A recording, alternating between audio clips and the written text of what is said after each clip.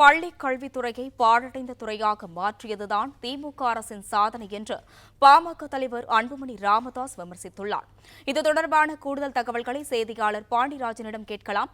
வணக்கம் பாண்டிராஜன், இதுகுறித்த விவரங்களை பகிரலாம்.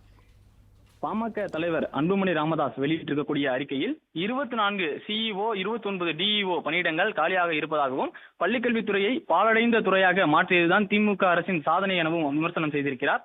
தமிழ்நாடு பள்ளிக்கல்வித்துறையில் 24 மாவட்டங்களில் முதன்மை கல்வி அலுவலர் பணியிடங்களும் 29 மாவட்ட கல்வி அலுவலர் பணியிடங்களும் காலியாக இருப்பதாக செய்திகள் வெளியாகி இருப்பதை சுட்டிக்காட்டிய அன்புமணி ராமதாஸ், பள்ளிக்கல்வியின் முதுகெலும்பாக திகழ்பவர்கள் முதன்மை கல்வி அலுவலர்கள் எனவும் மாவட்ட கல்வி அலுவலர்கள் தான் எனும் நிலையில் அந்த பணியிடங்களே திமுக அரசு நிரப்பாமல் வைத்திருப்பதே கண்டிக்கத்தக்கது என பாமக தலைவர் அன்புமணி ராமதாஸ் தெரிவித்திருக்கிறார். ஜூன் மாதத்தில் கல்வி ஆண்டு தொடங்கும் போது அனைத்து முதன்மை கல்வி அதிகாரிகள் பணியிடங்களும் மாவட்ட கல்வி அதிகாரி பணியிடங்களும் நிரப்பப்பட்டிருப்பதை அரசு உறுதி செய்திருக்க வேண்டும் எனவும், இந்த அதிகாரிகள் எந்த தேதியில் ஓய்வு பெறப் போகிறார்கள் என்பதை அரசு முன்கூட்டியே தெரியும் என்பதால் மேல்நிலைப் பள்ளிகள் உயர்நிலைப் பள்ளிகள் ஆகியவற்றின் தலைமை ஆசிரியர்களுக்கு பதவி உயர்வு வழங்குவதன் மூலம்தான் இந்த பணியிடங்கள் நிரப்பப்படும் என்பதாலும் இவற்றை நிரப்புவதில் எந்த சிக்கலும் இல்லை எனவும் அன்புமணி ராமதாஸ் தெரிவித்திருக்கிறார். ஆனால் அரசின் அலட்சியம்தான் இன்று நிலவும் அவல் நிலைக்கு காரணம் எனவும் பாமக தலைவர் அன்புமணி ராமதாஸ் குறிப்பிட்டிருக்கிறார்.